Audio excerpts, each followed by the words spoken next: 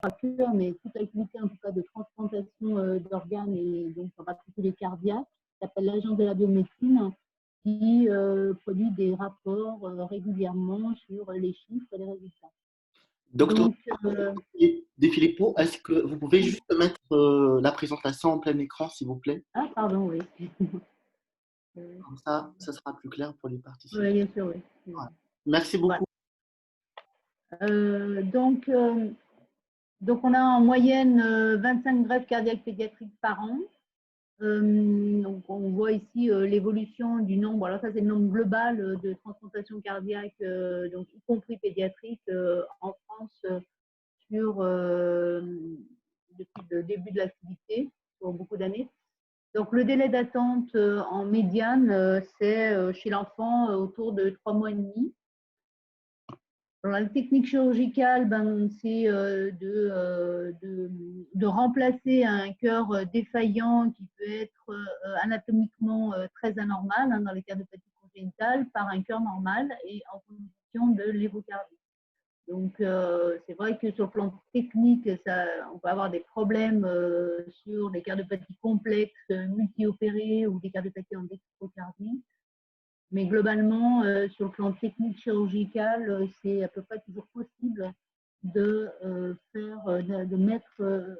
remplacer un cœur par un cœur normal en position de lévocardie. Alors, sur le plan de la technique chirurgicale, avant la transplantation, c'était enlever donc le cœur malade et garder les parois postérieures des deux oreillettes, gauche avec les veines pulmonaires et puis droite avec les veines caves, et puis on a atomalisé le nouveau cœur en atomisant les parois auriculaires et puis les gros vaisseaux, l'aorte pulmonaire. Alors, cette technique-là s'est soldée quand même par beaucoup de problèmes rythmiques et de dysfonction sinusale et de nécessité de mettre des pacemakers ensuite. Donc, elle a été remplacée depuis maintenant pas mal d'années par la technique qu'on appelle bicavale, qui consiste en fait, donc à gauche, bien sûr, on a besoin de garder les veines pulmonaires, donc on garde le mur postérieur de l'oreille gauche.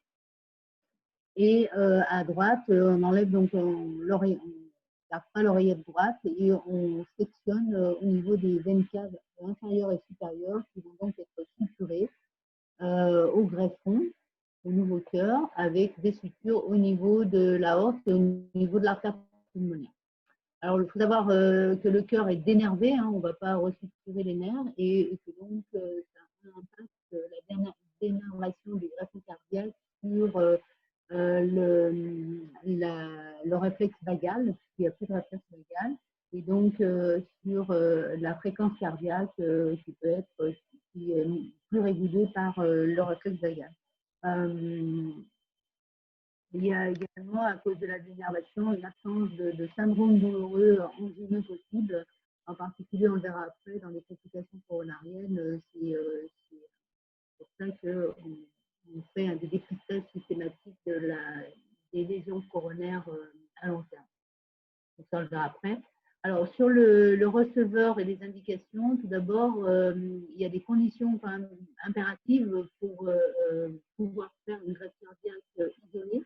On ne parle pas de cœur poumon, uniquement de greffe cardiaque isolée. Donc, il faut bien sûr que le poumon soit sain et que les pressions et résistances pulmonaires soient strictement normales. Ou alors, on peut avoir des pressions pulmonaires un peu élevées, mais avec une composante principalement, uniquement même, post-capillaire liée à la dysfonction myocardique et aux élévations des pressions bronchiales gauche, qui va donc se normaliser après remplacement du cœur par un cœur normal et des pressions bronchiales gauche normales. Il faut aussi qu'il y ait une anatomie de la voie pulmonaire assez subnormale ou normale, c'est bien développé, parce que bien entendu, dans les absos, par exemple, de type 4, ou même de type 3, avec des hypoplasies très sévères. Oui. On a le son qui est, on n'entend pas très bien. Il y a le son qui est un peu loin, il est un peu bas. Est-ce que vous pouvez peut-être approcher le micro, juste pour améliorer Je regarde. Là, je suis au maximum. Là, vous m'entendez? Là, c'est bon? On vous entend, mais parfois le son il n'est pas très, très clair. Et là? Là, ça va. On peut redémarrer et voir. Parce qu'à Ouais. certains moments, on n'entendait plus rien. Ah, d'accord. Merci beaucoup. Bon. Voilà, donc je disais que les conditions impératives sont la normalité des pressions pulmonaires, la normalité ou subnormalité de l'anatomie de la voie pulmonaire, puisqu'on va structurer au niveau. Alors, on peut prendre chez le donneur une partie, enfin, une longueur d'artère pulmonaire un peu plus étendue pour compenser des voies pulmonaires où le tronc, par exemple, n'existe pas. Et puis, il faut également qu'il n'y ait pas de shunt intrapulmonaire, de fistules intrapulmonaires qui vont se mettre à débiter et créer des shunts droit-gauche intrapulmonaires et des hypoxies post-greffe sévères, comme ces shunts qu'on peut voir se développer dans les dérivations cavo-pulmonaires. Alors, au point de vue des pathologies cardiaques du receveur, les indications, c'est les cardiopathie congénitale et les cardiomyopathies. On va le voir. Et il y a théoriquement pas d'âge limite inférieur à pouvoir faire une greffe, puisque vous le savez, on a déjà arrivé de faire des greffes même chez le nouveau-né. Alors, le receveur, les pathologies cardiaques, on voit qu'avant l'âge de 1 an, c'est surtout des cardiomyopathies et un peu plus du tiers aussi des cardiopathies congénitales. À l'âge scolaire, entre 1 et 10 ans, la majorité sont plutôt des indications sur des cardiopathies congénitales. Et puis à l'adolescence, on repart avec une majorité de cardiomyopathie. Donc cette pathologie cardiaque, en tout cas, doit être en phase terminale, non contrôlée par un traitement médical bien conduit, au-delà de toute ressource thérapeutique classique, chirurgicale, cardiologie interventionnelle ou médicale, avec des contre-indications temporaires qui peuvent être aussi une affection en cours, pas encore contrôlée, ou une complication neurologique récente, en sachant qu'également il y a des limitations chez le receveur à l'accès au greffon quand on a des anticorps circulants qu'on appelle cytotoxiques ou anti-HLA qui sont dirigés contre des groupes articulaires et qui vont empêcher certaines spécificités de donneurs sur le plan de la compatibilité immunologique en raison du risque trop important de faire du rejet aigu, du rejet sur aigu. Parmi les cardiopathies congénitales, donc les cardiopathies qui sont concernées, c'est beaucoup les cardiopathies univentriculaires, donc les fails de Fontan. Et même sans dysfonction du myocarde, on peut avoir des cas avec des entéropathies exudatives, une des complications graves du cœur univentriculaire non contrôlée, malgré une bonne fonction ventriculaire et une circulation de Fontan qui semble marcher. Donc, on peut poser une indication de greffe uniquement sur l'entéropathie exudative qu'on n'arrive pas à contrôler. Les VD systémiques défaillants, de la double discordance et des mustar staining et toute cardiopathie complexe en phase terminale avec dysfonction myocardique et également certaines cardiomyopathies d'origine valvulaire ou ischémique chez l'enfant. On a vu dans le cours précédent sur les coronaires que l'Alcapa parfois pouvait se terminer par une greffe cardiaque. Alors, ça, c'est les rapports qui sont publiés par le registre international, américain, de greffe cardiaque pédiatrique, le rapport de l'International Society of Heart and Lung Transplantation, donc l'ISHLT, qui publie aussi ses rapports toutes les années, et on voit qu'on a 30% en fait maintenant avec les techniques d'assistance circulatoire, il y a à peu près 30% des patients qui sont sur liste d'attente sous assistance et en attente de greffe, plus fréquemment pour les cardiomyopathies que pour les cardiopathies congénitales. Alors, le donneur, il faut qu'il soit compatible au receveur en poids-taille. Bien sûr, on ne peut pas greffer un cœur trop gros à un enfant petit. Donc, les ratios de poids entre le donneur et le receveur se situent entre 0,75 et on peut aller jusqu'à 2 fois le poids de l'enfant. Mais voilà, au-delà, ça fait quand même trop volumineux. On impose une compatibilité dans le groupage ABO, le pas HLA. Et après, il faut également que l'âge soit compatible. On ne greffe pas des cœurs de 60 ans à des enfants de 10 ans. Alors, sur le plan de de la compatibilité des groupages tissulaires. Donc, je vous ai parlé de ces anticorps circulants qui vont se développer chez des enfants en particulier avec des cardiopathie congénitale qui ont été multi-opérés, multi-transfusés. Donc ça, c'est le risque, après, quand on va atteindre le stade de greffe, d'avoir des anticorps qui interdisent beaucoup de donneurs et qui vont limiter beaucoup la possibilité de trouver un donneur. Alors après, ce risque immunologique, mais à part ça, on a aussi le problème des pressions pulmonaires. Et c'est pour cette raison qu'on s'acharne à protéger le poumon en cardiologie congénitale. Les pressions pulmonaires peuvent être un peu limites en sachant qu'elles peuvent baisser progressivement et même se normaliser après remise en circulation d'un cœur normal, mais ça prend du temps. Et ça peut entraîner sur un greffon qui n'a pas l'habitude, particulier au niveau du ventricule droit, de travailler avec des pressions un peu élevées. Donc le greffon cardiaque peut être défaillant et nécessiter un soutien par une assistance circulatoire transitoire en post-opératoire. Puis on verra ensuite dans la prise en charge thérapeutique qu'on essaie de minimiser le plus possible l'immunosuppression à cause de ces effets secondaires et que dans la transplantation, comme toutes les pathologies chroniques chez les enfants, à l'âge de l'adolescence, c'est assez difficile à gérer sur le plan de la compliance thérapeutique et du risque de survenue de défaillance du greffon ou de rejet grave à cause du fait que les adolescents ne prennent plus leur traitement. Donc, au niveau de la prise en charge après une greffe, précocement, c'est une prise en charge en réanimation cardiaque pédiatrique. On essaye d'enlever toutes les sources potentielles d'infection, de contamination infectieuse assez rapidement, donc les voies centrales, l'intubation, les drains. Et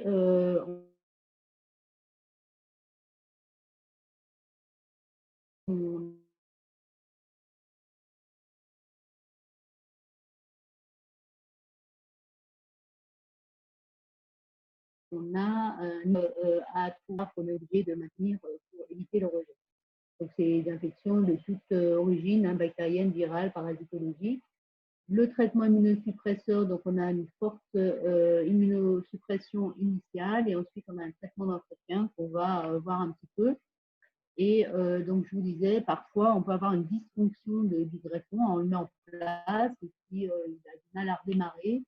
Souvent le cœur droit à cause de pression pulmonaire un peu élevée. Et là on peut être amené à mettre en place une assistance circulatoire. Alors souvent c'est une ECMO transitoirement pendant quelques jours, le temps que le cœur s'adapte.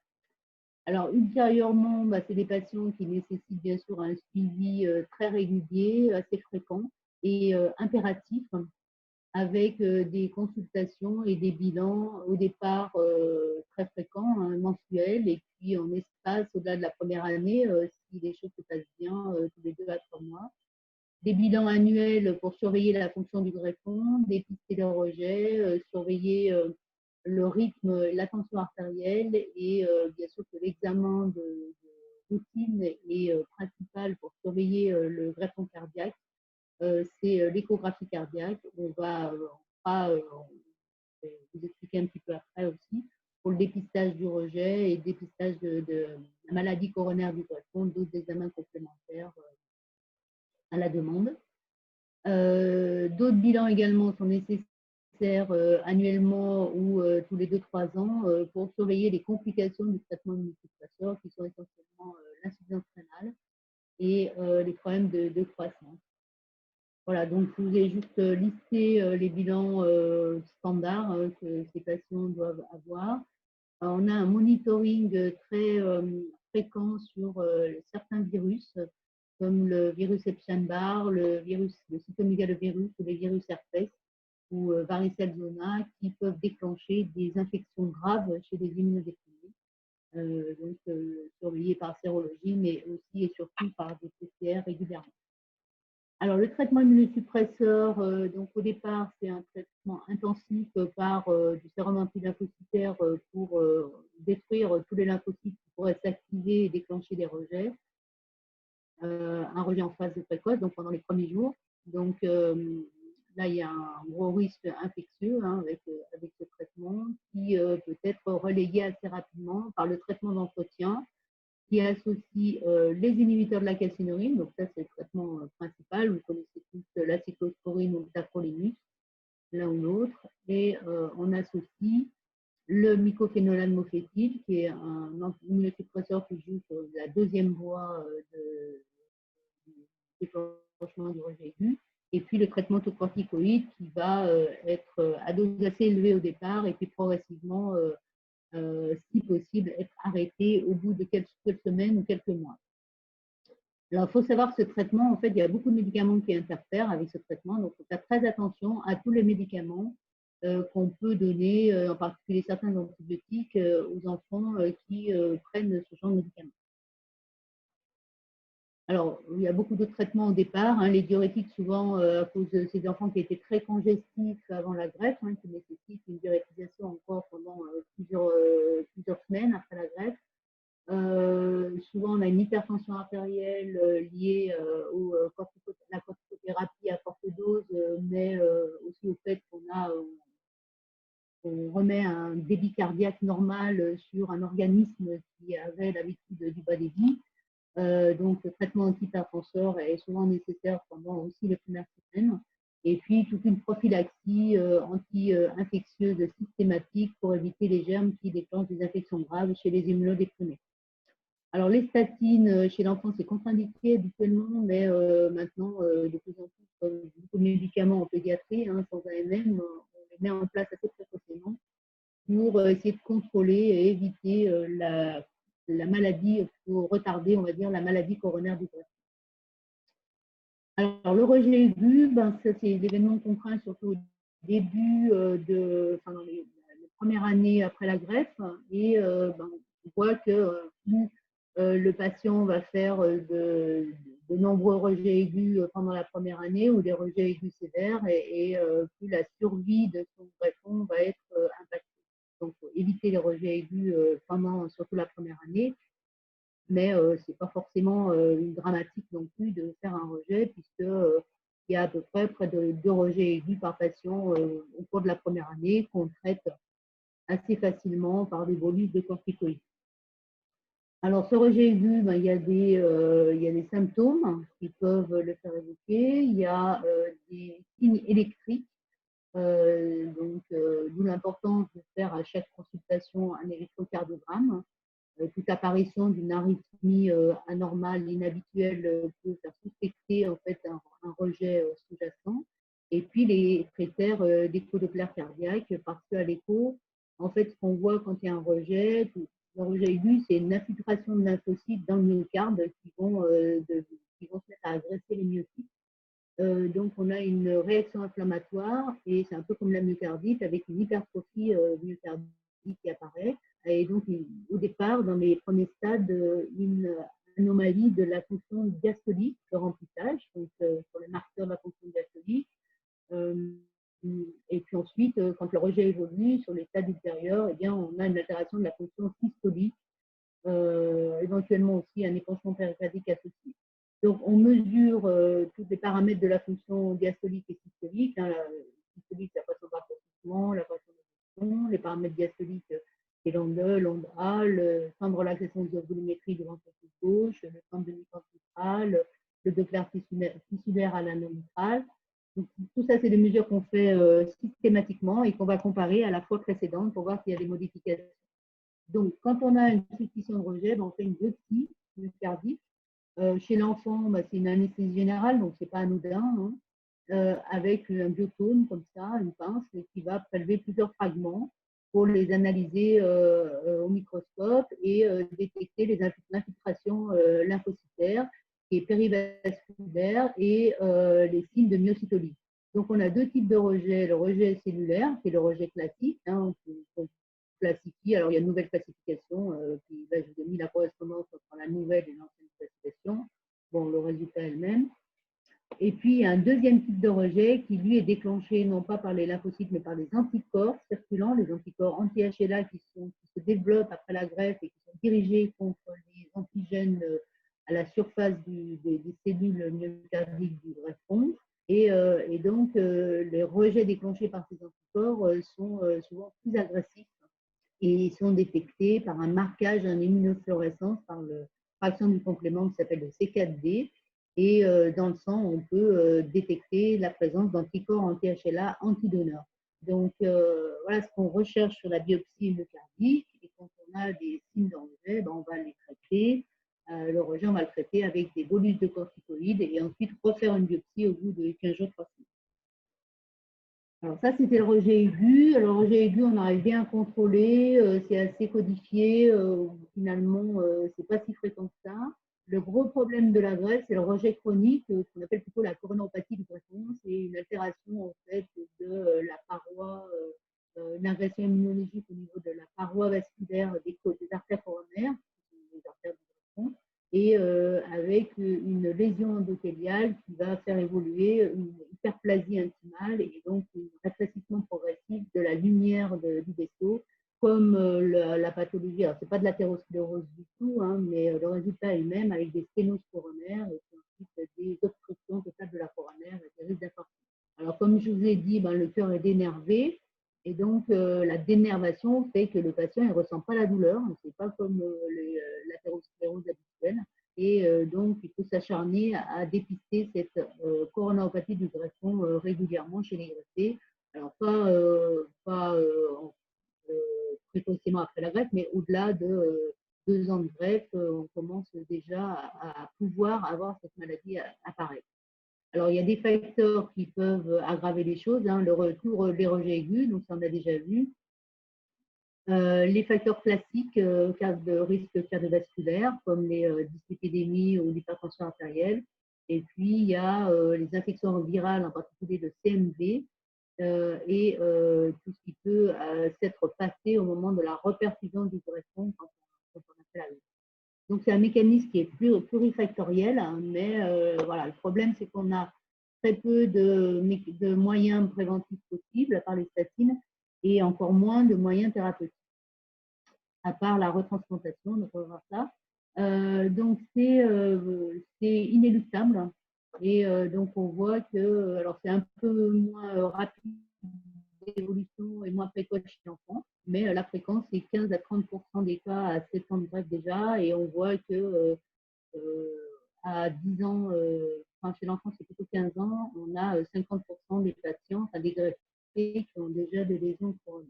Vous voyez, ça fait une hypertrophie, comme ça, une prolifération, et à la fin, une obstruction totale de l'artère coronaire.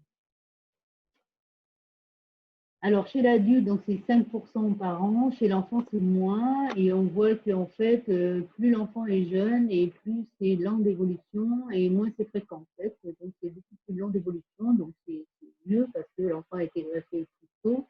Donc, ça lui permet d'avoir une survie des greffons plus longue. Et chez les enfants plus âgés, enfin, les adolescents, oui, c'est plus précoce.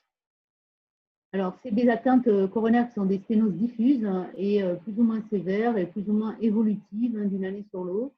Donc, ça nécessite un bilan systématique de dépistage parce que le premier symptôme, ça peut être une mort subite ou un accident grave, une défaillance cardiaque grave par dysfonction ischémique VG qu'on n'avait pas anticipé. Donc, sur l'électrocardiogramme, quand il n'y a pas d'événement aigu, il n'y a rien, il n'y a pas d'anomalie. Mais bien sûr, quand il y a une nécrose ou des signes d'ischémie, on peut le voir sur l'électrocardiogramme. Et sur l'échographie cardiaque, c'est pareil, on n'a pas de signes spécifiques, sauf si on a des zones ischémiques des parois ventriculaires, où là, on peut noter des dyskinésies ou des akinésies segmentaires. Alors, c'est pour ça qu'il faut dépister cette maladie systématiquement par certains examens complémentaires. Alors, on peut faire une épreuve d'effort qui donne des signes d'ischémie à l'effort potentiellement. Des coronographies qui sont un examen invasif, mais ça montre les sténoses et ça permet de pouvoir éventuellement mettre en place des traitements quand les sténoses sont assez localisées. On peut éventuellement faire des angioplasties. Donc, on fait des coronographies quand même, alors pas forcément toutes les années, bien sûr, mais de temps en temps. Enfin, de temps en temps. Disons que la coronographie, on l'a fait chez les enfants, sauf cas particulier, après l'âge de 5 ans. et quand il n'y a pas de lésion coronaire, tous les 3 ans à peu près. Le scanner coronaire maintenant nous permet d'éviter de faire des coronarographies trop fréquemment. L'échographie endocoronaire, ça peut se faire, mais c'est aussi très invasif. Donc, chez l'enfant, ça permet de mesurer, de voir la sténose à l'intérieur du vaisseau et de mesurer l'épaisseur de l'intima. Et puis, on peut également faire une scintigraphie myocardique, une échographie cardiaque de stress ou d'effort pour dépister l'ischémie. Alors voilà, je vous montre un peu ce que ça donne. Vous voyez, c'est des lésions qui sont un peu diffuses, alors plus ou moins des sténoses plus ou moins importantes, là 50% ici, 90% sur la droite. Et puis en échographie endovasculaire, on voit aussi l'hypertrophie de l'intima. Alors le traitement de cette maladie, ben, c'est très décevant. On peut faire des angioplasties sur les sténoses localisées, mais en fait, ça apparaît, c'est évolutif. Et quand on traite une lésion, bah, il y a une autre lésion qui apparaît un peu plus loin. On peut faire des pontages coronaires si les lésions ne sont pas trop distales. Et l'issue finale, c'est la retransplantation cardiaque. La retransplantation cardiaque qu'on essaye de repousser le plus loin possible, bien sûr. Alors, le pronostic de cette coronaropathie, ben, quand on a commencé à avoir une lésion, c'est 50% de survie à 2 ans après le diagnostic de cette maladie. Quel que soit l'âge, c'est à peu près la même chose pour tous les âges. Alors, il y a d'autres complications en greffe cardiaque, et en greffe en général d'ailleurs, qui peuvent survenir et qu'on surveille. Toutes les infections virales, vous voyez, là, je vais lister dans ce tableau les infections, les virus qui sont à risque, et les maladies, enfin les pathologies graves que ces virus peuvent déclencher. Donc, je passe un petit peu vite là-dessus. Le problème du rein, c'est un gros problème pour l'enfant, c'est un problème pour l'adulte aussi, mais plus fréquent chez l'enfant qui a un rein immature et qui va donc être exposé pendant très longtemps et précocement à des médications néphrotoxiques que sont les inhibiteurs de la calcinurine, c'est-à-dire la cyclosporine et le tacrolimus. Donc en fait, l'effet de ces deux médicaments, c'est pas que la cyclosporine, un tacrolimus c'est pareil, c'est d'entraîner une vasoconstriction des artérioles du rein et donc une ischémie chronique et finalement une fibrose glomérulaire. Et on voit que tous les greffés ont une insuffisance rénale à terme plus ou moins sévère, une amputation de 20 à 30% de la fonction rénale. Certains, à peu près 10%, 5 à 10% des cas, évoluent vers l'insuffisance rénale terminale.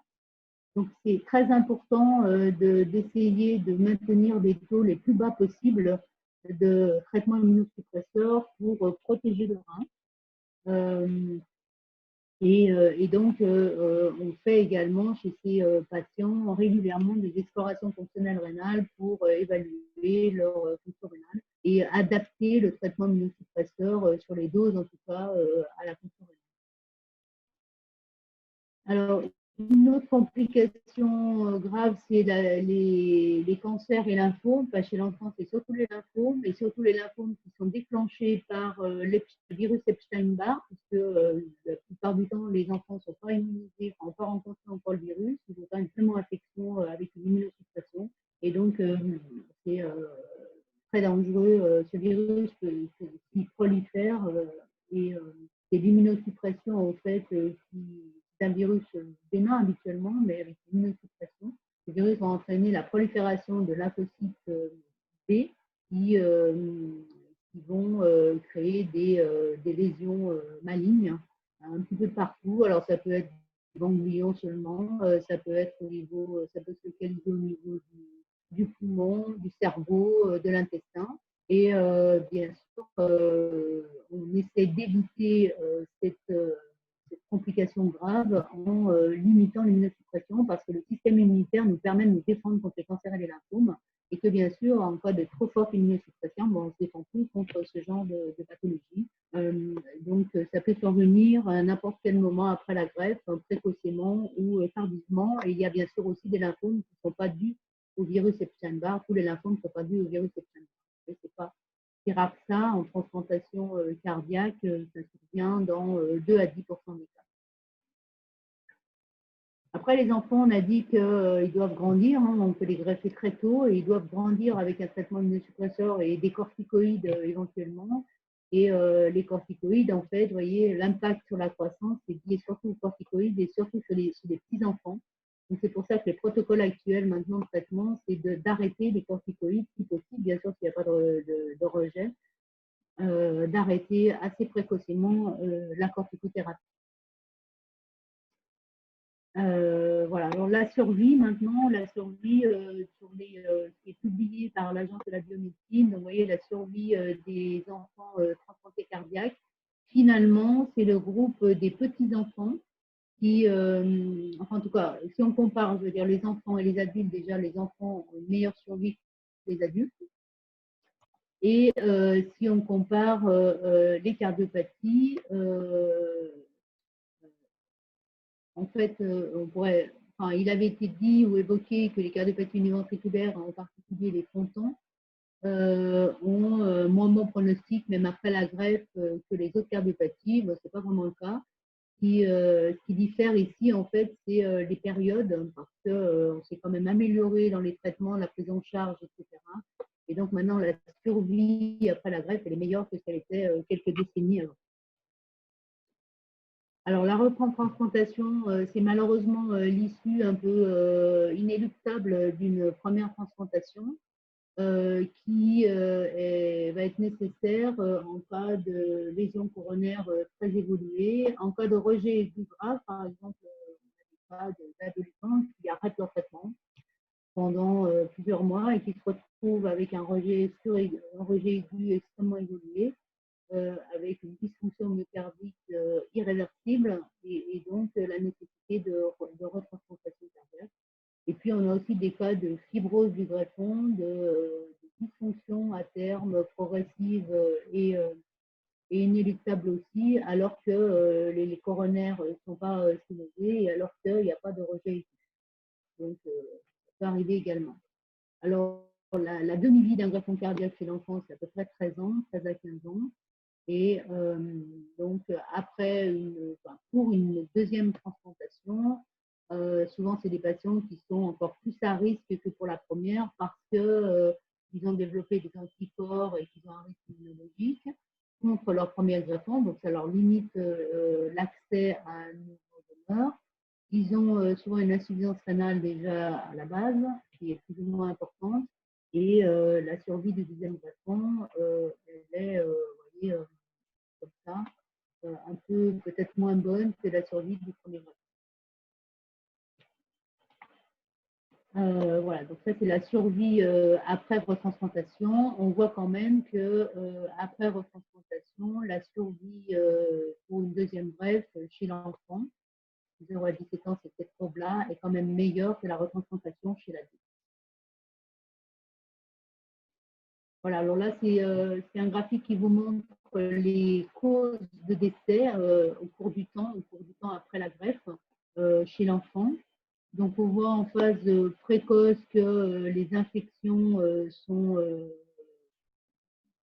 fréquentes, enfin peuvent être cause de décès au début, hein, pendant la première année surtout, et qu'après, bien que ça ne s'annule pas du tout, le risque de décès par infection diminue beaucoup. Que le rejet aigu, c'est pareil, hein, c'est surtout dans les premières années après la greffe, et ensuite ce risque de rejet aigu, sauf bien sûr en cas de non-compliance au traitement, diminue beaucoup. Et ce qui augmente, eh bien, c'est les décès liés à la maladie coronaire du greffon et les décès liés à la dysfonction chronique du greffon sans forcément de pathologie coronaire. Voilà, donc en conclusion, bon, la greffe cardiaque est assez bien codifiée maintenant. Le rejet aigu, c'est quelque chose de maîtrisé. Que chez l'enfant, c'est très important pour éviter aussi les problèmes de la difficulté à l'adolescence, c'est d'avoir une attitude la moins invasive possible, en tout cas ne pas demander de faire de biopsie à outrance, mais d'assurer plutôt un monitoring et une surveillance non invasive par échographie. La coronaropathie du greffon, comme je l'ai dit de toute façon, et comme pour toutes les greffes cardiaques, la vasculopathie des greffes d'organes, c'est un problème qui est commun à toutes les greffes organe et qui, pour le cœur, en tout cas, n'est pas résolu. La fonction rénale, c'est le deuxième problème principal pour les enfants. Et donc, c'est quelque chose qui est quand même une aventure qui est à prendre en charge aussi avec les parents et qui ont un rôle très, très important, bien sûr, à avoir dans la prise en charge des enfants. Voilà, après on peut enchaîner donc, sur l'assistance circulatoire en pédiatrie. Donc l'assistance circulatoire, ça peut être l'étape préliminaire à une greffe cardiaque. Donc là, on va parler de l'assistance circulatoire pour les indications hémodynamiques cardiaques, pas pour les indications respiratoires, où là, l'indication est uniquement couplée à un problème d'oxygénation, un problème pulmonaire. Donc là, nous, c'est traiter la défaillance cardio-respiratoire et donc assurer une surveillance hémodynamique. On verra qu'il y a plusieurs types d'assistance possibles, de courte durée, de longue durée, pulsatile ou à débit continu. Et en tout cas, le but, l'objectif, c'est de rétablir un état hémodynamique stable avec donc une matériel d'assistance mécanique avec un objectif. Alors, il y a toujours un objectif, on ne met pas une assistance comme ça. C'est soit un objectif vers la récupération de la fonction cardiaque, comme dans les myocardites, comme en post-opératoire, ou alors en attendant un traitement, une intervention chirurgicale, par exemple, comme dans l'Alcapa, où parfois on peut être amené à mettre une assistance sur la défaillance ischémique, une assistance avant la réimplantation de la pulmonaire. Et puis, la plupart du temps, c'est un pont à la transplantation en attendant dans un projet de greffe, donc en attendant d'avoir un donneur. Alors, les différents matériels disponibles, d'abord les pompes centrifuges, donc c'est un débit non pulsé. Alors là, en fait, c'est comme une CEC. On court-circuite le cœur complètement et on va donc inspirer le sang veineux, le faire passer dans une machine avec un débit continu, qui l'oxygène et qui va le réinjecter du côté aortique. Donc, on peut en fait placer des canules soit en périphérie, soit en centrale. Donc, en centrale, c'est une CEC où on va mettre une canule dans l'oreillette droite et une canule dans l'aorte. Et en périphérie, chez les enfants petits, des canules, donc on a une canule veineuse et une canule artérielle, vous avez compris. Et donc, chez les enfants petits, des canules se mettent en cervicale et chez les enfants plus grands, elles se mettent en fémorale. Alors, quand on met des canules en périphérie, eh bien, ça peut être non chirurgical parce qu'on ne fait pas de spermotomie et ça peut être mis en place dans le service de réanimation. Voilà, donc le principe de l'ECMO, c'est ça, c'est de faire passer le sang qu'on aspire dans les cavités droites, donc on récupère au niveau du système veineux dans cette pompe avec un oxygénateur qui va le réinjecter dans le système artériel. C'est volumineux. Il y a des oxygénateurs de volume, bien sûr, différents en fonction du gabarit de l'enfant. Et donc, la voie d'abord, vous voyez ici, là, c'est un abord central, à partir de l'anatomie. Ici, c'est un abord cervical chez cet enfant. Et alors, le problème, en particulier, pas tant dans les cardiopathie avec des shunts, mais dans les cardiomyopathies, c'est que le cœur est très, très dilaté. Il ne se contracte pas. C'est pour ça qu'on l'assiste. Et donc, il y a beaucoup de sang à l'intérieur du cœur. Alors, le fait d'aspirer le sang à droite, ça va décharger, ça va supprimer le recours veineux à gauche, mais ça va décharger le cœur droit. Mais bon, le cœur continue quand même de battre, le cœur continue quand même de circuler un petit peu. Et donc, comme le cœur gauche ne s'éjecte pas suffisamment, le cœur peut stagner en fait dans le sang, pardon, peut stagner dans le cœur gauche. Et on est souvent obligé de mettre une canule pour décomprimer l'oreillette gauche, sinon on a un risque d'œdème pulmonaire, même en mettant l'assistance, si le cœur gauche n'est pas suffisamment déchargé. C'est pour vous expliquer ce petit problème complémentaire qui n'est pas forcément nécessaire toujours, mais qui peut être nécessaire assez régulièrement. Deuxième type d'assistance, les assistances circulatoires de type pulsatile, où là, on va assurer un débit pulsatile avec des petites pompes. Donc, c'est des pompes qui sont adaptées, on va le voir, des tailles différentes fonction du gabarit d'enfant, qu'on peut mettre pour assister le cœur droit ou le cœur gauche ou les deux. Pour le cœur droit, donc d'abord c'est une sternotomie obligatoirement parce que les canules on les met en intracardiaque et intravasculaire. Hein. Donc on va pour le cœur droit mettre une canule dans l'oreillette droite qui va aspirer le sang dans l'oreille, le retour veineux à droite, va passer dans le ventricule qui va le pousser ensuite dans la canule d'éjection qui va dans l'artère pulmonaire. Là on assiste le cœur droit. Et pour le cœur gauche, eh bien, on va aspirer à la pointe du ventricule gauche et réinjecter dans la haute ascendante. Voilà, donc les systèmes, c'est ça. Alors on peut assister juste une partie, en particulier dans la défaillance gauche, quand le cœur droit a une bonne fonction, eh bien on peut n'assister que le cœur gauche. Donc c'est un mono gauche. Ici on a un biventriculaire et vous voyez les systèmes, c'est ça, ces petits ventricules qui vont aspirer et réinjecter. Là c'est les canules qui ont des conformations différentes en fonction de où on les place. Il y a des canules pour les oreillettes, des canules pour les artères. Alors tout ça est relié à un système informatique qui va déterminer, vous voyez, la fréquence cardiaque et les pressions d'aspiration et de réinjection. Voilà, donc pour vous montrer là les différents volumes possibles qui correspondent en fait au volume d'éjection systolique hein, en fonction de la taille de l'enfant. Différentes canules aussi en fonction de la taille de l'enfant, le système informatique. Et donc ça, je parle. Donc pour vous montrer ce que ça donne, alors au départ, en fait, les enfants sont intubés ventilés, c'est une CET, et puis avec ces systèmes qui peuvent être extubés et même se mobiliser, hein, marcher. Et donc c'est assez volumineux quand même, et les ventricules sont à l'extérieur de l'enfant. Alors ça, tout ça, c'est de la mécanique, enfin, c'est des systèmes mécaniques qui vont avoir un haut potentiel, un haut risque de coaguler, donc qui passent dans ces circuits. Donc il faut obligatoirement une anticoagulation importante, à la fois une antiagrégation plaquettaire. Alors tout ça est contrôlé par les thromboélastogrammes, hein, c'est un donc, antiagrégation plaquettaire associée à une anticoagulation par héparine et qui doit être absolument efficace et donc maintenir un taux d'antithrombine 3 efficace, injecter de l'antithrombine 3 si le taux devient trop bas. Alors après, au bout de plusieurs semaines d'évolution après la mise en place du système, je parle du système d'assistance pulsatile, hein, où l'enfant peut être extubé, mobilisé, eh bien, on peut passer, si le traitement anticoagulant est efficace et stable, il n'y a pas eu de complications thromboemboliques, à un traitement oral par AVK. Alors, pour ce qui est des antiagrégants plaquettaires, au minimum, c'est l'aspirine, mais on peut rajouter de la persantine ou même du Plavix. Alors, les différents systèmes, comment on va choisir? Alors, en fait, il y a une première chose qui permet de choisir, bon, c'est un peu le degré d'urgence aussi. L'ECMO, ça peut être mis en place en urgence.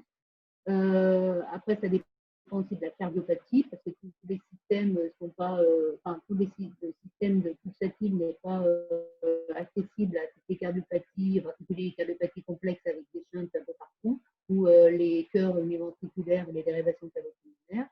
Et puis l'ECMO a l'avantage d'assurer une oxygénation aussi, que ce n'est pas le système pulsatile qui fait uniquement l'hémodynamique. L'ECMO également, il faut savoir que c'est pour une assistance de durée limitée, parce qu'au-delà de certaines périodes, au-delà de 2-3 semaines, on a de l'hémolyse dans les circuits, on a des complications de thrombose des circuits importantes, qui fait qu'on ne peut plus continuer l'assistance sous cette forme-là. Alors, soit on peut l'enlever, soit on passe à un système de longue durée. Donc, bon, les inconvénients aussi, c'est que on ne peut pas extuber les patients qui doivent être toujours sédatés, intubés, ventilés. Et en dehors du risque thromboembolique, on a aussi un gros risque d'infection et un risque hémorragique. Dans les systèmes pulsatiles, on peut mobiliser, extuber, réalimenter les enfants et théoriquement, c'est un système qui a une durée illimitée de mise en place, mais bien sûr, il y a des complications complications et des inconvénients. Et la grosse complication, enfin, les deux complications les plus importantes sont les complications thromboemboliques et en particulier le risque d'AVC, surtout chez les petits-enfants, et le risque d'infection sur les canules. Si on a une infection en particulier à staphylocoque sur les canules, c'est très très difficile, voire impossible à éradiquer. Après, pour les patients qui sont en attente de greffe, circulation et souvent on est un peu obligé à cause de survenue d'hémorragie de faire des transfusions à ces enfants qui sont limite le plus possible, et donc à chaque fois on a un risque de développer des anticorps qui vont limiter l'accès à un donneur. Alors il faut bien surveiller les circuits et surveiller les dépôts de fibrine et les caillots qui peuvent se former dans les circuits. Échographiquement, on surveille aussi, bien sûr, on fait des échographies cardiaques pour voir s'il y a une certaine récupération de la fonction cardiaque qui pourrait permettre d'enlever l'assistance. Et puis, on peut surveiller aussi des canules intracardiaques à l'échographie cardiaque. La surveillance est beaucoup une surveillance biologique sur l'anticoagulation et l'antiagrégation. Et puis, les surveillances, comme toutes les surveillances hémodynamiques de réanimation sur les constantes hémodynamiques. Dernière chose, à cause des deux complications principales, qui sont les complications thromboemboliques et les complications infectieuses, eh bien, il faut être très alerté sur tous signes et symptômes neurologiques et tester la mobilité et la sensibilité, et puis faire des hémocultures assez fréquemment. Voilà, donc là c'est un tableau pour vous dire quels sont les pour et les contre dont on a déjà parlé des deux systèmes, en sachant que le système d'assistance pulsative n'est pas accessible, je le répète, à toutes les cardiopathies, en particulier les cardiopathies complexes.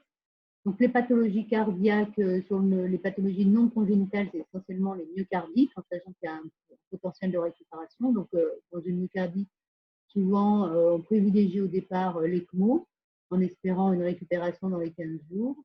Et si en absence de récupération, eh bien, on passe au système pulsatile.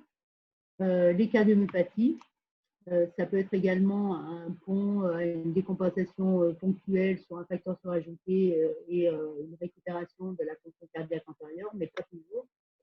Et puis on a vu les pathologies non congénitales ischémiques, c'est surtout la maladie de Kawasaki ou la dysfonction du greffon cardiaque en attente de retransplantation. Après, sur les pathologies congénitales, les pathologies coronaires, tous les obstacles gauche avec dysfonction myocardique, les défaillances droites également, en particulier le phallo avec défaillance droite en post-opératoire, et les cardiopathies complexes évoluées. Alors, il y a aussi des contre-indications, en particulier si on est en phase de sepsis évolutif non contrôlé, c'est difficile de mettre en place des systèmes à risque infectieux comme cela. Quand il y a eu déjà un événement, et ça peut arriver dans les cas de myopathie des enfants, même sans assistance, de faire un thrombus intracardiaque et un AVC. Donc, en phase précoce d'un AVC, c'est aussi problématique de mettre une assistance. Et d'autres maladies évolutives comme un cancer, une pathologie hématologique ou des dysfonctions, une défaillance multiviscérale qui ne va pas récupérer sur l'insuffisance cardiaque ou le bas débit ou le choc cardiogénique ou l'arrêt cardiaque. Bien sûr, si la défaillance multiviscérale est irréversible, ça n'a pas de possibilité de mettre une assistance et encore moins d'envisager une donc, les circonstances où on va être discuté de la mise en place de ces systèmes, c'est d'abord en post-opératoire de chirurgie cardiaque, ou dans certaines chirurgies qui ont été difficiles, c'est des pathologies complexes, on peut avoir besoin d'un support d'assistance en attendant la récupération de la fonction cardiaque pendant les premiers jours après l'opération, donc sous forme d'ECMO. En cas d'arrêt cardio-cyclique circulatoire, il faut savoir que mettre une assistance dans ces conditions-là, c'est très très peu de survie, quelques pourcents, voire 0% de survie. Donc, surtout pas attendre l'arrêt cardio-circulatoire. Et puis, la défaillance hémodynamique non contrôlée par un traitement maximal. Alors, maintenant, pour les cardiopathies, on a des thérapeutiques en réanimation, de type lévothyroxine, qui ont permis beaucoup d'éviter la phase, en attendant la greffe, la phase insuffisance circulatoire. Donc voilà, pour en particulier l'ECMO, on sépare les indications chirurgicales qui sont les indications surtout post-opératoires et les indications non chirurgicales qui sont surtout les indications de myocardite, mais parfois également des arythmies malignes avec défaillance hémodynamique. En attendant de contrôler l'arythmie, on peut être amené à mettre l'ECMO pour contrôler l'hémodynamique en attendant la réduction de l'arythmie. Alors, après, il faut toujours bien réfléchir entre le traitement médical maximal et éviter l'assistance à cause des complications graves de l'assistance. Par contre, d'attendre pour l'assistance et pour ne pas attendre uniquement le traitement médical, c'est le fait que si on attend trop, on peut se retrouver face à un arrêt cardiaque, où là, ça sera plus tard, ou face à une défaillance multiviscérale, où là aussi, ce sera trop tard pour mettre en place l'assistance. Donc, il y a des critères un peu multiples, cliniques, hémodynamiques et biologiques, où quand on dépasse un certain stade, en particulier un taux de lactate, une SVO2 trop basse, ou des débuts de défaillance rénale, eh bien, ou hépatique, à ce moment-là, malgré un traitement maximal en réanimation, eh bien, à ce moment-là, on sait qu'on est au stade de mettre l'indication d'assistance circulatoire. Pareil sur les critères hémodynamiques. Et parallèlement, bien sûr, on a l'état clinique avec une hypotension artérielle, un signe de bas débit, une oligémie, et une dépendance totale à la ventilation. Alors après, il y a d'autres facteurs à prendre en compte quand on veut sélectionner ou décider d'une assistance. C'est ce qu'on a déjà dit, des facteurs contre-indication. Et en particulier pour certains patients, les myocardites ou les cardiomyopathies, si on a une contre-indication à la transplantation, si on a un refus catégorique d'aller vers un projet de transplantation, il est certain qu'il faut discuter aussi de l'intérêt de mettre en place une assistance. Alors après, quand on veut mettre une assistance pulsatile, la question c'est aussi de discuter uni ou biventriculaire. Donc, il faut savoir que si on met en place uniquement une assistance univentriculaire et en particulier, en l'occurrence, c'est une assistance gauche, il faut aussi, pour que ça marche, que le cœur droit fonctionne. Parce que si on a une insuffisance ventriculaire droite après la mise en place de l'assistance gauche, eh bien, il y a un taux d'échec, de mortalité qui est très élevé. Donc, il faut essayer de bien évaluer le ventricule droit avant de décider de faire une assistance uniquement gauche. Sur certains critères comme les pressions de remplissage droite et éviter trop de transfusion et éviter de mettre une assistance mono-gauche en situation d'urgence extrême parce qu'on a toujours dans cette situation-là aussi une défaillance. Voilà, alors la survie, en fait, après la survie de l'assistance, on voit que quand même par rapport au traitement médical, la survie est meilleure. Ça permet de faire survivre des patients qui seraient décédés. Mais après, tout dépend de la pathologie sous-jacente. Bien sûr, la survie à plus long terme, elle est aussi impactée secondairement par la pathologie sous-jacente. Et à long terme, il n'y a pas forcément de gains. Mais c'est évident que beaucoup d'enfants ont pu avoir bénéficié d'une greffe cardiaque ou bénéficier le temps de récupérer leur fonction de cardiaque grâce au système d'assistance circulatoire et malgré les complications de l'assistance. Voilà, donc c'est tout à fait faisable. Il y a des indications qui sont très précises et il ne faut pas ni se précipiter sur l'assistance et ni par défaut.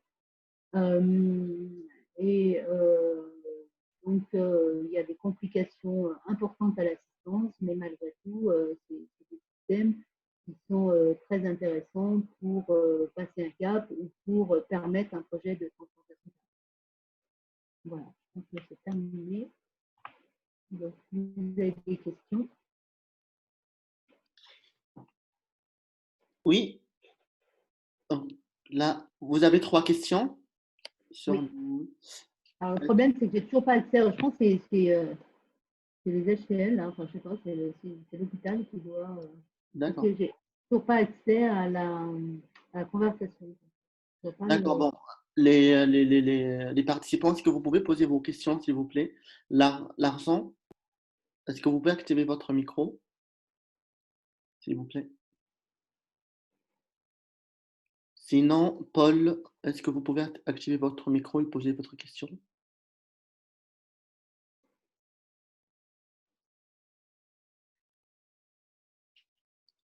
Allô? Oui, j'entends. Ah, voilà, il y a Larsan qui va poser sa question. Allô? Oui, Oui, Oui, en fait, je voulais juste poser une question par rapport à la transplantation cardiaque. Et je voulais juste savoir si un cœur transplanté bénéficie toujours d'une influence neurovégétative. Si oui, quel est son devenir du point de vue électrique? non, en fait, le cœur transplanté, il est dénervé, donc il n'a plus de commande neurovégétative. On peut avoir à long terme un petit peu partiellement un peu de réénervation, mais il est dénervé. Et il n'y a plus de commande neurovégétative, ce qui fait que le rythme cardiaque, en fait, il n'y a plus, par exemple, de réflexe vagal. Le rythme cardiaque est souvent un peu rapide. Et également, à l'effort, l'impact à l'effort, c'est le fait que l'accélération de la fréquence cardiaque à l'effort, elle est plus retardée. Et la Oui. récupération, donc à la récupération, la diminution de la fréquence cardiaque après la fin de l'effort est également retardée. Donc, les efforts un peu intensifs avec accélération rapide, c'est pas très bien supporté. Et la récupération, elle est plus longue. Et s'il faut ajouter, quel est le comportement qu'il doit avoir par rapport à l'effort physique? L'effort physique, c'est pas du tout impossible, hein. Le sport n'est pas contre-indiqué. Bien sûr, s'il n'y a pas d'atteinte coronaire. Donc, le sport n'est pas contre-indiqué, mais il faut privilégier des efforts modérés, peu intenses et pas d'endurance trop prolongée. D'accord, merci.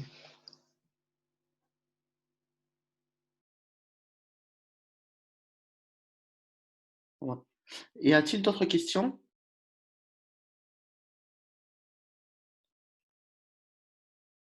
Je pense que non. Donc, Bon, ok.